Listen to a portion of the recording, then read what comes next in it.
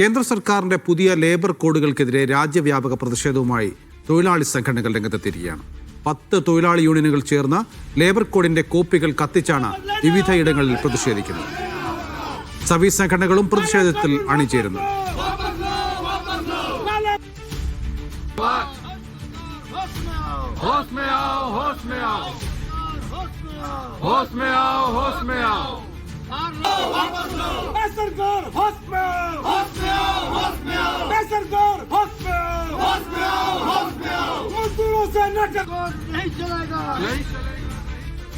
ഡൽഹി ജന്തർ മന്ദറിൽ നിന്ന് തൗഫീഖ് അസ്ലമാണ് വിവരങ്ങൾ നൽകാൻ ചേരുന്നത്. തൗഫീഖ്, എത്രത്തോളം ശക്തമാണ് ഈ പ്രതിഷേധ സമരം?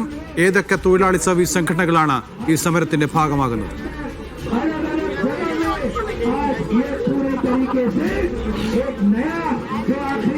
അനഫ്, ലേബർ കോഡിനെതിരെ ശക്തമായിട്ടുള്ള പ്രതിഷേധവുമായി മുന്നോട്ട് പോകാൻ തന്നെയാണ് തൊഴിലാളി സംഘടനകൾ തീരുമാനിച്ചിരിക്കുന്നത്. ഡൽഹി ജന്തർ മന്ദറിലാണ് ഇപ്പോൾ സംയുക്തമായി തൊഴിലാളി സംഘടനകളുടെ പ്രതിഷേധം നടക്കുന്നത്. CITU, അതോടൊപ്പം തന്നെ AITUC തുടങ്ങിയ വിവിധ പ്രതിപക്ഷ തൊഴിലാളി സംഘടനകളുടെ ഒരു ആഭിമുഖ്യത്തിലാണ് ഈ പ്രതിഷേധം ഇപ്പോൾ ഇവിടെ തുടരുന്നത്. ഈ ലേബർ കോഡ് എത്രയും വേഗം സർക്കാർ പിൻവലിക്കണം, അല്ലെങ്കിൽ ഇതിൽ കാതലായിട്ടുള്ള മാറ്റങ്ങൾ വരുത്തണം എന്നുള്ളൊരാവശ്യമാണ് ഇത് ഉന്നയിക്കുന്നത്. കാരണം ഇതുമായി ബന്ധപ്പെട്ട് തൊഴിലാളി സംഘടനകളുമായിട്ട് ഒരു തരത്തിലുള്ള ചർച്ചകളും ഉണ്ടായിട്ടില്ല. തൊഴിലാളി വിരുദ്ധമായിട്ടുള്ള സമീപനങ്ങളാണ് കേന്ദ്ര സർക്കാർ സ്വീകരിക്കുന്നത്. അതിന്റെ ഒരു തുടർച്ചയെന്നോണമാണ് ഈ പുതിയ 4 ലേബർ കോഡുകൾ എന്നാണ് തൊഴിലാളി സംഘടനകൾ പറയുന്നത്.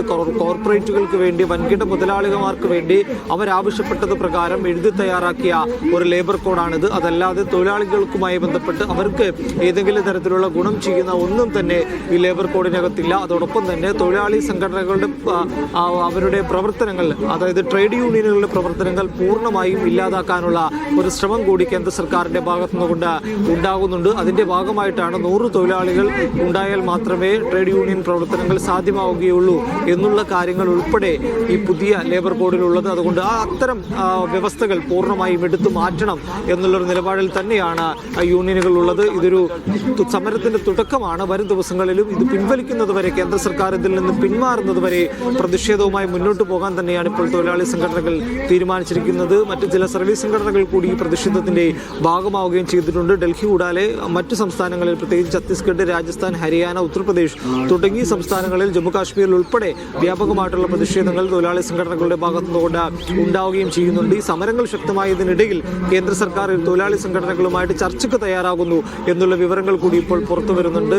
പ്രമുഖ തൊഴിലാളി സംഘടന, ട്രേഡ് യൂണിയനുകളൊക്കെ ആയിട്ടായിരിക്കും തൊഴിൽ മന്ത്രാലയം ചർച്ച നടത്തുകയെന്നാണ് ഇപ്പോൾ അറിയിച്ചിരിക്കുന്നത്. അതോടൊപ്പം തന്നെ വലിയ പ്രശ്നങ്ങളായിട്ട് തൊഴിലാളി സംഘടനകൾ ചൂണ്ടിക്കാട്ടുന്ന വ്യവസ്ഥകൾ എടുത്തു മാറ്റാനുള്ള ഒരു നടപടി കൂടി കേന്ദ്ര സർക്കാരിന്റെ ഭാഗത്തുനിന്നുകൊണ്ട് ഉണ്ടാകുമെന്ന് കൂടി അറിയിച്ചിട്ടുണ്ട്. തൊഴിലാളി സംഘടനകളുടെ അഭിപ്രായങ്ങൾ കേട്ടതിനു ശേഷം, അവരുടെ നിർദ്ദേശങ്ങൾ സ്വീകരിച്ചതിന് ശേഷം കാതലായിട്ടുള്ള മാറ്റങ്ങൾ വരുത്തുമെന്ന് കൂടി ഇപ്പോൾ കേന്ദ്ര സർക്കാർ അറിയിച്ചിട്ടുണ്ട്. എന്നാൽ അത് എപ്പോൾ ഉണ്ടാകും എന്ന കാര്യത്തിൽ ഒരു സംശയം നിലനിൽക്കുന്നുണ്ട്. എന്തായാലും ഈ പ്രതിഷേധം തങ്ങൾ മുന്നോട്ട് കൊണ്ടുപോവുകയാണ്. ഇതൊരു ജനവിരുദ്ധ അല്ലെങ്കിൽ തൊഴിലാളി വിരുദ്ധ ലേബർ കോഡാണ് കേന്ദ്ര സർക്കാർ ഇപ്പോൾ നടപ്പിലാക്കിയിരിക്കുന്നത്. എല്ലാവരുടെയും എതിർപ്പുകൾ, പ്രത്യേകിച്ച് തൊഴിലാളി സംഘടനകളുടെ എതിർപ്പുകളെല്ലാം മറികടന്നാണ് ഈ ബില്ലുമായി ഈ ഒരു കോഡുമായി കേന്ദ്ര സർക്കാർ മുന്നോട്ട് പോയതും അത് നടപ്പാക്കുകയും എല്ലാം ചെയ്തത്. അതുകൊണ്ട് വരും ദിവസങ്ങളിലും രാജ്യവ്യാപകമായിട്ടുള്ള പ്രതിഷേധവുമായി മുന്നോട്ട് പോകാൻ തന്നെയാണ് വിവിധ തൊഴിലാളി സംഘടനകൾ തീരുമാനിച്ചിരിക്കുന്നത്.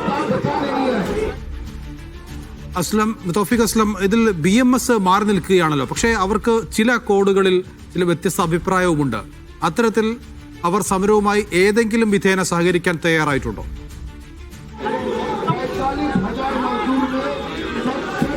നിലവിൽ BSM ഇതിന്റെ ഒരു സമരത്തിന്റെ ഒരു ഭാഗമായിട്ടില്ല. അവർ ഇപ്പോഴും ഇതിൽ നിന്ന് വിട്ടുനിൽക്കുകയാണ്. BMS ഒഴികെയുള്ള തൊഴിലാളി സംഘടനകളാണ് ഇപ്പോൾ നിലവിൽ ഈ പ്രതിഷേധത്തിന്റെ ഭാഗമായിരിക്കുന്നത്. BMSനുള്ളിൽ തന്നെ ഈ കോഡിലെ ചില വ്യവസ്ഥകളോട് അവർക്ക് ചില ആളുകൾക്ക് എതിർപ്പുകൾ ഇതിനോടകം തന്നെ രേഖപ്പെടുത്തിയിട്ടുണ്ട്. എന്നാൽ അതൊരു പരസ്യമായിട്ടുള്ള പ്രതിഷേധത്തിലേക്ക് അവർ ഇതുവരെയും എത്തിയിട്ടില്ല. ഏതെങ്കിലും തരത്തിലുള്ള തൊഴിലാളി വിരുദ്ധമായിട്ടുള്ള വ്യവസ്ഥകൾ ആ കോഡിനകത്തുണ്ടെങ്കിൽ അത് ചർച്ച ചെയ്ത് പരിഹരിക്കണം എന്നുള്ളൊരു കാര്യമാണ് ഇപ്പോൾ BMS ആവശ്യപ്പെട്ടിരിക്കുന്നത്. പക്ഷേ കേന്ദ്ര സർക്കാർ ചർച്ച നടത്തുന്ന കൂട്ടത്തിൽ, തൊഴിൽ മന്ത്രാലയം ചർച്ച നടത്തുന്ന സംഘടനകളിൽ BSM ഇവരെ കൂടി ഉൾപ്പെടുത്താനുള്ള സാധ്യത വളരെ കൂടുതലാണ്. എപ്പോഴായിരിക്കും ആ ചർച്ച എന്ന കാര്യത്തിൽ ഇതുവരെയും ഒരു തീരുമാനമായിട്ടില്ല. പ്രതിഷേധം തുടരുന്ന സാഹചര്യത്തിൽ തന്നെയാണ് BSM ഉൾപ്പെടെയുള്ള സംഘടനകളെ കൂടി ചേർത്തുകൊണ്ട് ആ ഒരു പ്രശ്നത്തിന് പരിഹാരം കാണുക എന്നുള്ളൊരു കാര്യം ഇപ്പോൾ തൊഴിൽ മന്ത്രാലയം ആ ഒരു നിലപാടിലേക്ക് എത്തുന്നുണ്ട്. ഉടൻ തന്നെ ഈ തൊഴിലാളി സംഘടനകളുമായി ബന്ധപ്പെടുകയും അതുമായി ബന്ധപ്പെട്ട ചർച്ചകൾ കേന്ദ്ര സർക്കാർ തലത്തിൽ നടത്തുമെന്നാണ് അറിയിച്ചിരിക്കുന്നത്. പ്രതിഷേധം എന്തായാലും എന്തായാലും മുന്നോട്ട് തന്നെ പോകും.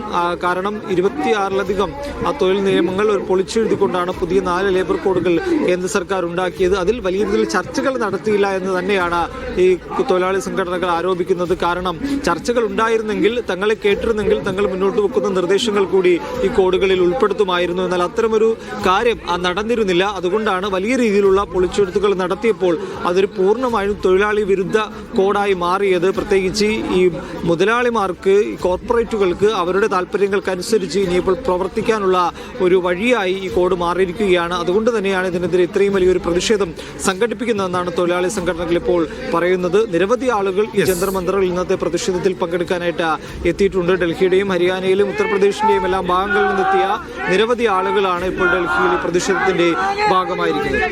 യെസ്, ജന്തർ മന്ദർ പ്രതിഷേധ ചൂടറിയുകയാണ്. കേന്ദ്രത്തിന്റെ ലേബർ കോഡിനെതിരെയുള്ള വലിയ പ്രക്ഷോഭത്തിലേക്കാണ് തൊഴിലാളി സർവീസ് സംഘടനകൾ പോകുന്നത്.